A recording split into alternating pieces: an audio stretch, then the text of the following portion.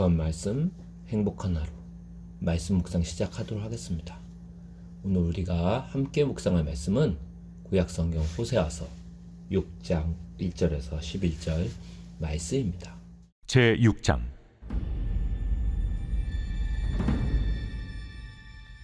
오라, 우리가 여호와께로 돌아가자. 여호와께서 우리를 찢으셨으나 도로 낫게 하실 것이요, 우리를 치셨으나 싸매어 주실 것임이라. 여호와께서 이틀 후에 우리를 살리시며 셋째 날에 우리를 일으키시리니 우리가 그의 앞에서 살리라. 그러므로 우리가 여호와를 알자, 힘써 여호와를 알자. 그의 나타나심은 새벽빛같이 어김없나니 비와 같이, 땅을 적시는 늦은 비와 같이 우리에게 임하시리라 하니라. 에브라임아, 내가 내게 어떻게 하랴? 유다야, 내가 내게 어떻게 하랴? 너희의 인애가 아침 구름이나 쉬 없어지는 이슬 같도다. 그러므로 내가 선지자들로 그들을 치고 내 입의 말로 그들을 죽였노니 내 심판은 비처럼 나오느니라. 나는 인애를 원하고 제사를 원하지 아니하며 번제보다 하나님을 아는 것을 원하노라. 그들은 아담처럼 언약을 어기고 거기에서 나를 반역하였느니라. 길앗은 악을 행하는 자의 고울이라 피 발자국으로 가득 찼도다. 강도떼가 사람을 기다린 같이 제사장의 무리가 세겜 길에서 살인하니 그들이 사악을 행하였느니라. 내가 이스라엘 집에서 가증한 일을 보았나니 거기서 에브라임은 음행하였고 이스라엘은 더럽혀졌느니라. 또한 유다여, 내가 내 백성의 사로잡힘을 돌이킬 때에 내게도 추수할 일을 정하였느니라. 호세아서 말씀을 저희들 계속 묵상하고 있는데요. 호세아서가 쓰여진 당시 시대 상황은 이스라엘이 남유다와 북이스라엘로 나뉘어졌을 때입니다. 그리고 이 두 나라 중에 어느 나라가 먼저 망했을까요? 북왕국 이스라엘이 멸망을 먼저 했죠. 호세아서는 이 북왕국 이스라엘이 멸망하기 20년 정도 전에 쓰여진 그런 선지서입니다. 당시 왕은 이제 북이스라엘 왕은 여로보암 왕이었습니다. 그때 이스라엘의 영적인 분위기는 정말로 영적으로 가장 막장일 때였어요. 너무너무 영적으로 타락한 상태였죠. 죄에 죄를 더한다고 되어 있습니다. 그래서 그 죄로 인해 멸망하기 직전이었습니다. 하나님의 심판이 임하기 직전이었어요. 얼마나 죄가 간영한지 대놓고 하나님의 성전 안에서 우상 숭배를 하던 그런 때였어요. 하나님을 앞에 두고 간음하는 거죠. 사랑하는 아내를 앞에 두고 간음하는 그런 상황이었던 겁니다. 호세아 당시 그 북쪽 이스라엘은 마치 고멜과 같은 그런 상태였어요. 호세아의 아내 고멜. 나라는 부강하고 영토는 당대 최고로 넓은 그런 나라였습니다. 거의 솔로몬 때와 맞먹는 영토를 회복했을 때가 그 북이스라엘 여로보암 때였어요. 경제적으로도 안정되어 있고요. 어디 가나 나름 살만한 부강한 국가였어요. 하지만 많은 걸 소유했음에도 불구하고 하느님 보시기에는 완전히 타락했던 거죠. 성전에 예배당에 사람은 늘 북적대고 겉으로는 온갖 종교적인 이벤트와 행사와 예배의식이 가득하지만 실제로 교인들은 성공의 신인 바알을 섬기면서 정말 부동산을 섬기고 돈을 섬기는 사람들로 교회가 가득 찼습니다. 하나님을 믿는다고 하지만 그냥 그 하나님은 그냥 절기에 따라 전통과 습관 때문에 섬겨오는 신에 불과했던 거죠. 그래서 호세아는 1절에 3절에 주님께 돌아가자, 또 주님을 알자 하면서 하나님께 돌아오라고 거듭해서 말하고 있어요. 그래서 그들이 하나님께로 돌아오기만 하면 하나님이 살려주신다, 주님 앞에서 살게 하리라 라고 계속해서 회개를 촉구하고 있는 거죠.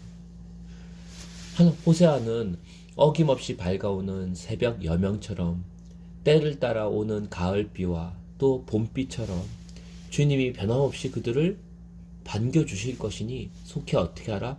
돌아오라고 호소합니다. 근데 4절 이하 말씀을 보면 이스라엘 백성들의 마음은 주님의 마음과 달랐던 거예요. 이스라엘 백성들의 사랑은 아침 안개처럼 변덕스럽고 금방 사라져버리고 이슬처럼 일시적이고 그들이 드리는 제사 제물처럼 가식적이었습니다. 예. 사랑이란 말, 인애란 말은 히브리어로 헤세드죠. 구약에서 하나님의 사랑에서도 헤세드를 씁니다. 근데 정말로 너희의 사랑은 마치 아침 구름처럼 이슬처럼 쉬 사라진다는 거예요. 그러니까 말로는 순종하겠습니다 하고 뒤돌아서면은 자신의 말을 던져버리고 욕심을 따라 욕망을 따라 살아간다는 거예요. 하나님을 그냥 부정한다는 거죠. 그래서 6장 6절 말씀 보면 하나님 뭐라고 말합니까? 나는 인애를 원하고 사랑을 원하고 제사를 원하지 아니하며 번제보다 하나님을 아는 것을 원하노라, 이렇게 말씀하세요. 이스라엘 백성들의 치명적인 문제는 하나님을 사랑하지 않는다는 거였어요. 그래서 하나님을 대할 때 마치 다른 종교들의 우상처럼 신처럼 대한다는 거죠. 매일매일 예배를 빠짐없이 드리는데 하나님은 묻고 있는 거예요. 너희가 언제 나에게 예배를 드렸냐? 근데 제사장들은 우리는 한 번도 예배를 빠진 적이 없습니다. 우리는 가장 최고의 송아지를 잡아서 번제를 드렸습니다 라고 말하는 거예요. 근데 하나님은 그들은 한 번도 제대로 된 예배를 드린 적이 없다는 거예요. 오히려 가증하고 패역한 세대라고 말합니다. 왜 그런 줄 아십니까? 그들은 예배라는 형식은 있었지만 그 안에 하나님을 향한 사랑이 하나도 1도 없었기 때문입니다. 여러분이 얼마나 많은 예배를 드려도 그 안에 주님을 향한 사랑이 없다면 우리도 그 이스라엘 사람들과 제사장들처럼 동일하게 하나님을 멸시하는 예배를 드리는 거예요. 그래서 7절에서 이들을 향하여 아담처럼 언약을 어겼다고 말합니다. 하나님의 말씀에 불순종했다는 거죠. 더욱 심각한 것은 이들이 악을 행하고 살인을 저지른 장소입니다. 그게 8절 9절 보면은 길르앗과 세겜이 나오는데요. 여기는 도피성입니다. 도피성. 여러분, 도피성이 뭐 하는 겁니까? 이곳은 실수로 살인을 한 사람들이, 사람을 죽인 사람들이 도망을 가서 목숨을 보존하도록 만들어 놓은 은혜의 공간이에요. 그래서 피해자들이 쫓아가면 도피성에 있는 제사장들과 레위인들이 그 도망친 사람들을 보호하죠.